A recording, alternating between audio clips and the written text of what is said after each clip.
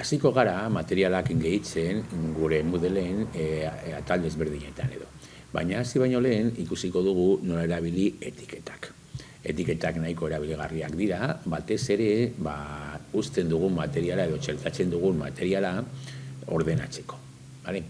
Bueno, suposatu ni badaukat hemen pestaina bat animaliak izena daukana. Lehenengo gauza noski aktibatuko dut edizioa, askotan azten zaiguna. Eta animaliak horren barruan, atal horren barruan, ordenatu nahi dut noski, eta adibidez jarrien nahi dut bi talde, ornogabeak eta ornodunak. Hasiko naiz ordenatzen etiketekin, gero ornodunen barruan jartzeko haiei buruzko materialak eta ornogabeen barruan baitare. Horretarako hasiko gara, aktibaturik edizioa, gehitu jarduera edo baliabidea. Hemen badaukagu ja leiho bat, ikusiko dugu orain bai, badaukagu leiho bat, eta hemen badaukagu txertatu bat dugun guztia. Nik hemen baditut nabarmendutakoak, hemen gehituko ditugu gehien erabiltzen ditugunak, behar harin hartzeko, hemen agertuko zaizkigu guztiak, badaukagu baliabide pilo bat jartzeko, gero jarduerak noski lanak edo, bai atazak edo ariketak, eta baliabideak. Baditugu 3 talde, eta nahi dugunean, nabarmendutakoetan jartzea bat, egingo duguna izango da adibidez, hemen izarrean sakatu, hemen daukagu egunkaria, geogebra, galdetegia, eta izarra urdina dutenak, dira hemen nabarmendutakoetan daudenak.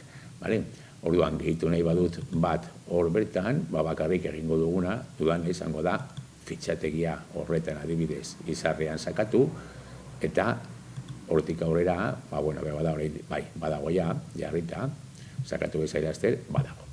Jarriko dugu etiketa bat. Hemen ere bilatu bat dugu, baina normalean, ja mugitzen garenean badakigu non dagoen bakoitza. Gehituko dugu etiketa bat. Eta etiketa horri, sakatzen dugunean etiketa, agertzen zaigu editore bat. Hau da importanteena atal honetan, editore hau. Ez da ikusten osorik, orduan sakatu behar dugu hemen osoa ikusteko, zabaltzen da beste lerro bat, eta hemen hasi algara idazten. Adibidez jarriko dut hemen, orno gabeak. Eman aldiogu pizka bat formato testuari, ez dago behar bada aukera hundirik, izenburu handia, ertaina, txikia, jarriko dut izenburu handia, jarriko dut negrita, eta jarriko diot kolorea, hau editore bat da, orduan, mugitu hemendik, eta guztiak bezalakoak eta antzekoak izango dira. Bai izango dugu kontuan hemen, bi gauza editore honetan. Linkak jartzeko eta kentzeko, estekak, eta baita ere elementuak txertatzeko HTML idazkera. Sakatzen badugu horretan, guztiz aldatzen da formatua. HTML formatuan idazten ari gara, baina hori utziko dugu orain, gero txertatuko dugu zeo zer, YouTube bideo bat edo horrelakorik, eta ikusiko dugu hobeto.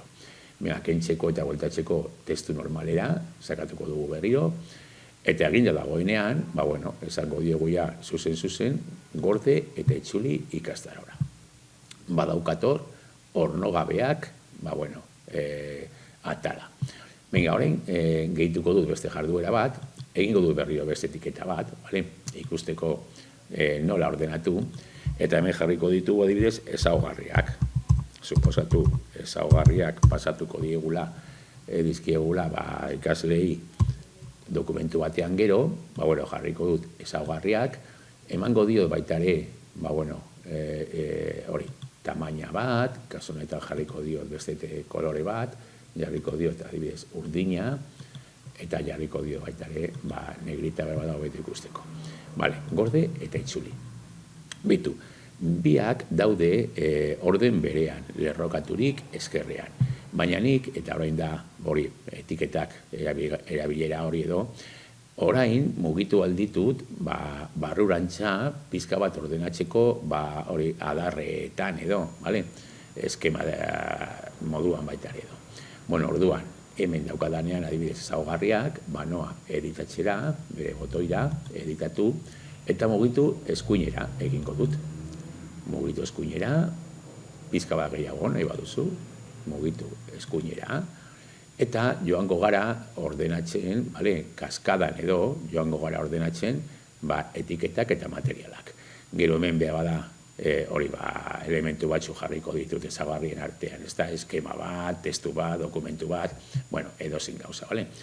Venga, joango gara baitare gehitu jarduera edo baliabidea, berriro gehituko dugu etiketa bat, kasu honetan jarriko diot ornodunak,